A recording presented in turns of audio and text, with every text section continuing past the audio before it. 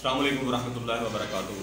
नाज़रीन, आज मैं आपको बताऊंगा कि अगर किसी के जिस्म में खिलते सुफरा की ज़्यादती हो जाती है तो उस खिलत को कैसे खारिज किया जाए। इलाज का तरीका यही है कि पहले जो खिलत बढ़ गई है उसको निकाला जाए, उसका इखराज किया जाए, उसके बाद जो है वो इलाज शुरू किया जाए। तो खिलते सुफरा को निकालने के लिए आपको मसल अद्वियात 1 या 2 दिन इस्तेमाल करना होती हैं।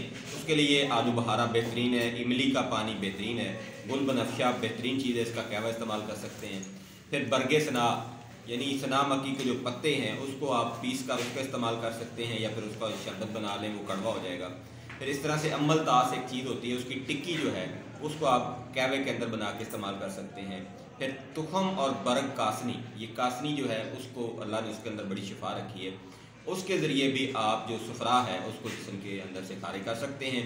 तो एक हकीम साहब ने पूछा था कि इखलात को खारिज करने का तरीका जो है वो हमें बता दें। तो ये जनाब खिलते सफरा को खारिज करने का तरीका है। इसमें ये नहीं है कि अगर एक खिलत खारिज होगी तो दूसरी नहीं होगी, दूसरी खिलात भी खारिज होंगी, लेकिन वो बहुत कम मकदार में खारिज होंगी। फ़ी अमानिल्लाह, अल्लाह हाफ़िज़।